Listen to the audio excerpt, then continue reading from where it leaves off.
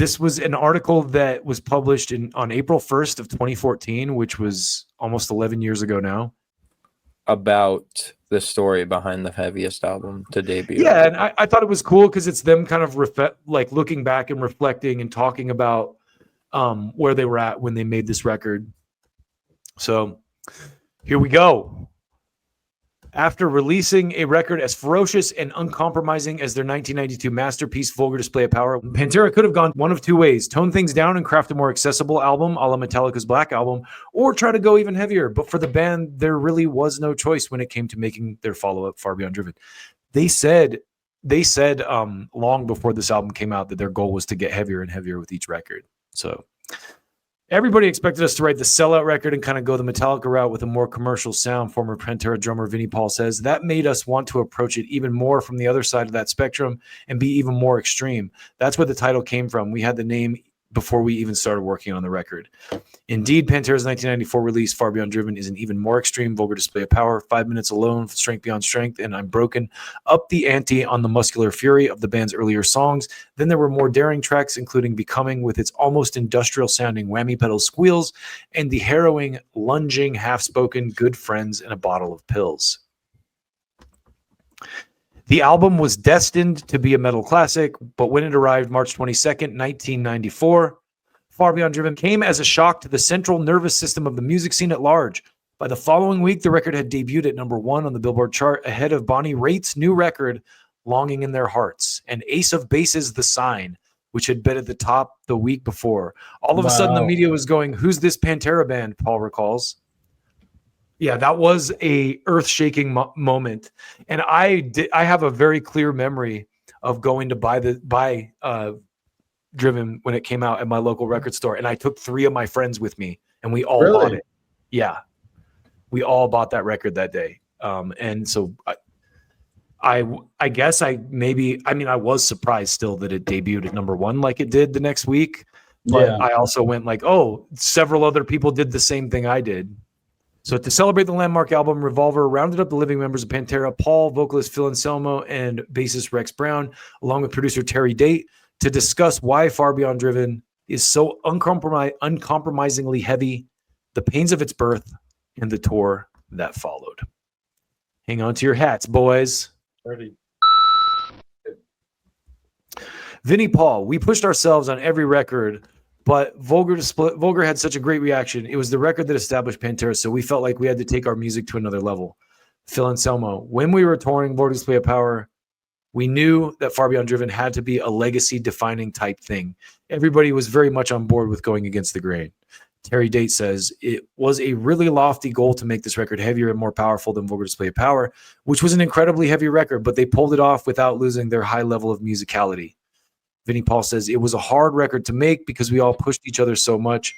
And then Terry was there to push us even further. I came up with drum parts that I never thought I'd come up with because it came from this intense pressure. Terry would say, come on, give me something else. Do something you've never done. And I'd go, geez, man, give me 30 minutes to myself to figure something out. And then I'd come back and try to bang out something completely unique. Okay, so here's my question to you. Mm-hmm. Do you think this album is heavier than Vulgar Display of Power? Would you say that?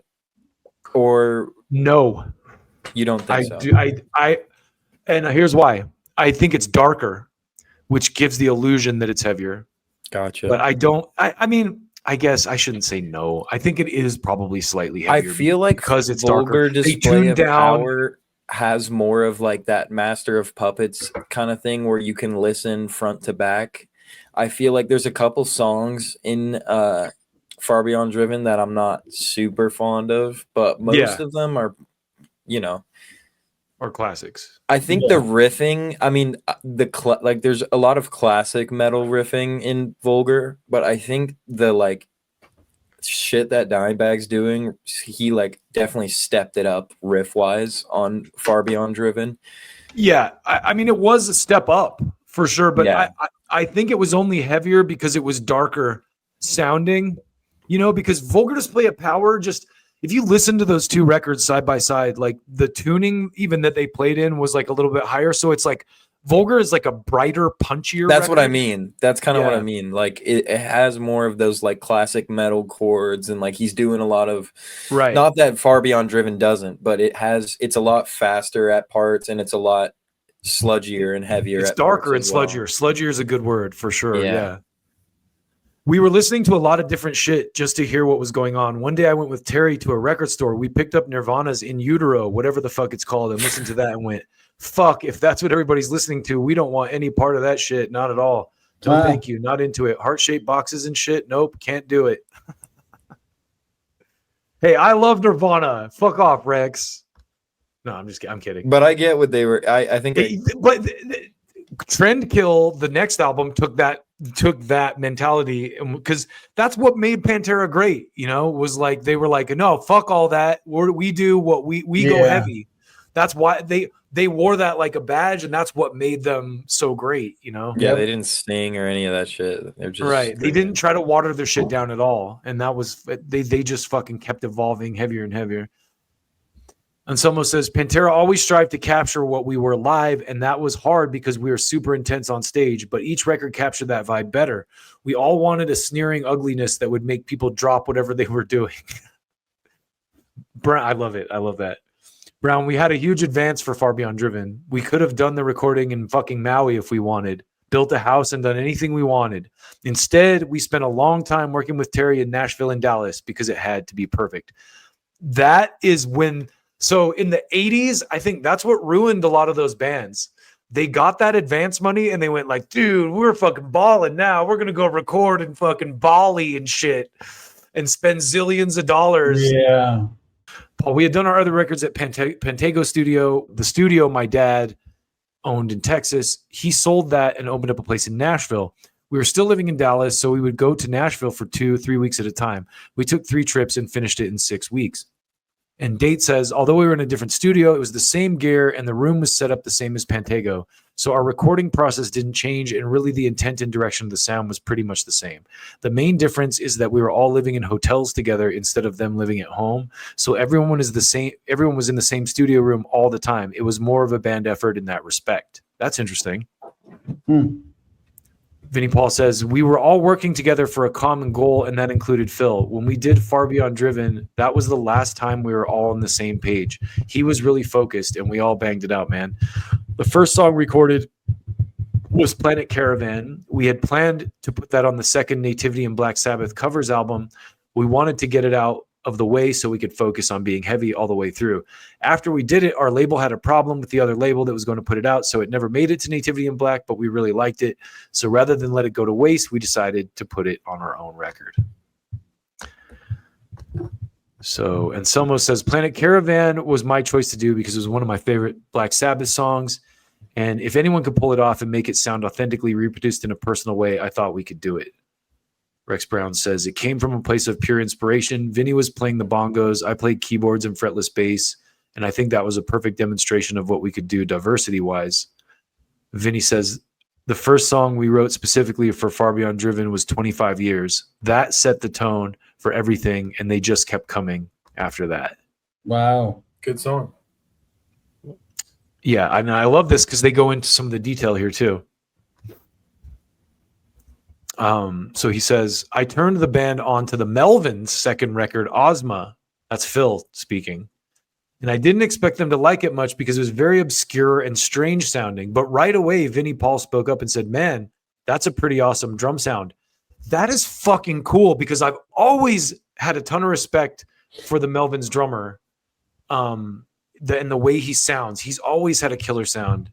And they've always just been such a like workhorse live band. I've seen them so many times live. They're on every goddamn tour. Not that 25 Years is stylistically close to the Melvins, but it was kind of Pantera's take on what the Melvins were doing at the time. That was the magic of Pantera. We could digest different elements of heavy metal and aggressive music, and when we would regurgitate it back up, it would come out as something fresh. I was 25 years old, and it was a song about my father. As it says in the lyrics, I whipped a chair right at his fucking head, and he's lucky I didn't hit him with it. My old man expected too much of me. He was a neglectful motherfucker who didn't pay child support and didn't have time to raise a child, and yet He was dad, and he thought I was supposed to be there for him through thick and thin. Well, I think he got it very, very clear that particular day that I don't judge family through blood. Family is something you bring into your life and take into your heart. Interesting statement there. Yeah. The fact like that, I just learned that reading this about the Melvins thing. That's really cool. I'm gonna have to go listen to that, re-listen to that Melvins album and re-listen to that song. Yeah. Now. So Vinnie Paul says, we experimented a lot with different sounds, and one of the most noticeable is that whammy pedal squeal that Dime used all over Becoming. The minute that he got that pedal, he was in love with the thing and toyed around with it all the time, driving everyone crazy. That sounds like Dimebag. Terry Day says, Dime and Vinnie sat side by side working on Becoming, and when he started that riff with the whammy pedal, I just couldn't believe it. I thought it was one of the coolest riffs I ever heard, especially making use of the piece of gear like that. He took a great riff and made it even better with this pedal, and then Vinnie pulled off that crazy kick drum pattern. I was sitting in the control room going, how is he doing that? Vinnie was like, oh, it's real easy, and he showed me what he was doing with his feet, and it was two completely different patterns. I was blown away that he could do that so naturally. Rex says, Dime was experimenting with that pedal, which could go up 4 octaves all at once. So I started playing a 5-string bass, which nobody was doing at the time. I was getting into these deep lows, and that really brought the bass a little more to the forefront. I didn't know he was playing a 5-string. Interesting. Yeah, that was a Pantera's gangster rap moment too. Yeah. Right? Because like they got the low bass and the squeal, the tweet. Vinnie Paul says, my favorite song on Far Beyond Driven is 5 Minutes Alone. We wrote the song after we were opening for Megadeth, and some kid in the 5th row was flipping Phil off in the crowd. Yeah. And the crowd jumped the kid and beat him up. And then his dad ended up threatening to sue us. Really? Phil says, we were sued massively and many times throughout our career. But this one lawsuit was absolutely bullshit. The kid claimed I jumped off the stage and beat him up. There were no witnesses to this. It was absolutely fake. But still, being a person of interest in a lawsuit, it was going to cost me money to fucking get myself out of this problem. The fact that I didn't do it and nobody could prove anything really incensed me.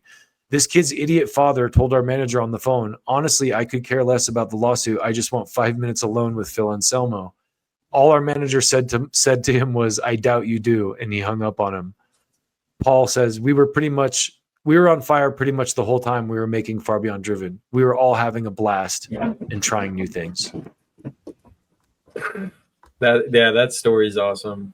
That's a cool story. And that song's awesome too.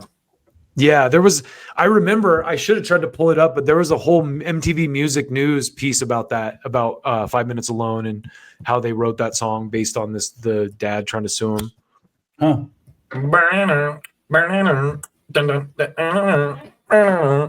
So Rex Brown says, take a song like Good Friends and a Bottle of Pills. That was just an experimental thing we came up with in the studio that evolved into a song. It was just a joke at first. Then Phil came in with these over-the-top lyrics, and it was funny as fuck. That song is a true story. I fucked your girlfriend last night while you snored and drooled. I fucked your love. She called me daddy, and I called her baby when I smacked her ass. I won't reveal who it was about, and I hope he doesn't know, but it was real. It was a different kind of song for us. At that point in my life, I was really getting into Nick Cave. He's one of the most imaginative, colorful, one song after the next, fantastic lyrical geniuses out there. Wow. Phil shouting out Nick Cave. That's interesting. Yeah. Brown, after a while, we left Nashville because we wanted to be home where it was more comfortable. So we found Dallas Sound Lab, and it turned out to be perfect. But it still took another 6 months to finish the record. There was some heavy partying going on. Imagine that. Yeah, imagine that. Have you seen the Pantera Vulgar video and the videos, Eric? Yeah. Yeah, we talked about that before, how because Randy had this thing about getting sober, and he's like, have you seen the Pantera videos? That's what you do if you're in a metal band. You get drunk. All they're doing in that is getting drunk, and there's naked girls everywhere and smoking weed. And Dallas Sound Lab was more comfortable, and it was close to home. This is Phil speaking. That's where things started to flow really well for me. There was a point during the recording of Far Beyond Driven that big Pantera party wasn't fun for me anymore. Things were changing. Things were getting darker. Even before the record came out, I started experiencing a lot of chronic pain in my back. I didn't understand what the fuck was going on until I had a basic x-ray, and it looked like there was a mini explosion in the bottom of my back. I had a tremendous ruptured disc There was bone on bone scraping because there was no more cartilage left, and I was very, very fucking miserable at the height of our career. I was being torn in several different directions. I was happy for the band and our success, but at the same time, I was constantly questioning, am I really enjoying this right now? In so much pain when every waking moment I'm in agony. The script had flipped. I wasn't this invincible force anymore. For the first time in my life, I was vulnerable. That was a scary feeling. And that's what the song I'm Broken is about. Rex says, when everyone at the label heard the record, they lost their shit because it was so good. But it took them a few listens. I think they were expecting something on there to be commercial, and of course nothing was, but they realized every song on there was killer. Vinnie says, we had a brutal album, and we wanted artwork that matched the viciousness. The label had presented us with some ideas, and we liked Dean Carr's work. He did a cover of a drill going right up a dude's ass. We were like, man, this is exactly where we're at. This is metal up your ass. It was a real fuck you to everything. At first, the label was cool with it. Then about 3 days later, they said, we can't put this out. It's not going to fly. We need another album cover. We'll make it a limited edition, but we need another one. We were fucking really pissed off. And then Dean started working on another cover with a drill going into someone's head. And that was cool too. It served the same purpose, but the original one definitely was something that grabbed people's attention immediately. I mean, the music does that on its own. So Rex says, the week after the record came out, I walked through an airport and saw USA Today, and there was an article that read, Overnight Sensations Pantera have a #1 record. And I was like, overnight my fucking ass. Yeah. 10 years later, you know. Vinnie says, I don't think we were surprised when the record came in at #1 because we had built a loyal fan base and they all went out and bought the record like we knew they would.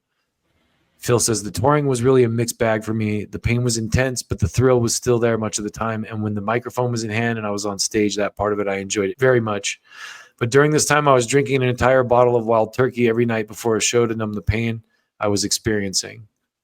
And Vinnie says, when we went on the road, that's when things started going sideways and the wheels started coming off and people didn't know what other people were doing. Phil had his own bus. Things really started turning into what they turned into in the end. So you can hear, I'm sure they did these interviews all separately with each person and kind of wove them together. You can kind of hear the different, like Phil's kind of like explaining his woes, and Vinny's like, yeah, it kind of sucked because our band was starting to break up because Phil was being a dick. He was out on in his own bus and shit. Anselmo says, I felt trapped, man. I felt lost even trying to explain to the guys in my band who were so used to seeing Superman up on stage that I was not Superman anymore. I was dying up there. I felt like a trapped animal. Honestly, I felt cornered and very confused.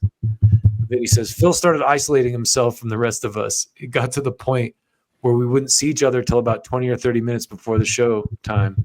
You never knew if he was going to be in a shitty mood or a good mood. You just hoped it was good enough to get through the show. That's truly where some of the shows started lacking. They weren't as good as they used to be, and he would start his rants and go on for 20 minutes while we stood around and looked at him like, what the fuck are you saying to these people, dude? They want to hear us play some songs. Let's play some music. Anselmo says, the words would come out of my mouth were abrasive. I was lashing out at other bands when I really had no business mentioning other bands during a Pantera show. I was going slowly insane throughout the touring of this record, whether it be from pills, alcohol, or both. There was also stress, a lot of mental stress from carrying around the chronic pain along with the addiction. So Vinny says, we took our own crazy production pyro, which included this huge flaming Pantera sign. We never skimped out on that stuff because we wanted our fans to have the best show. We made some money, but we sure could have made a lot more with all this without all this shit around us. Yeah. Phil says it was never about the money for me. It was much more about the music, and I have no problem at all saying we achieved what we set out to do with Far Beyond Driven. We felt the liberation to where it was almost like we could do no wrong, and it definitely has stood the test of time. And Vinny says, everybody knows what went down with Pantera in the end, all the dirt and all the shit. But when it was great, it was fucking great. And that is the end of the story. Let's go story. Yeah. Great album. Classic.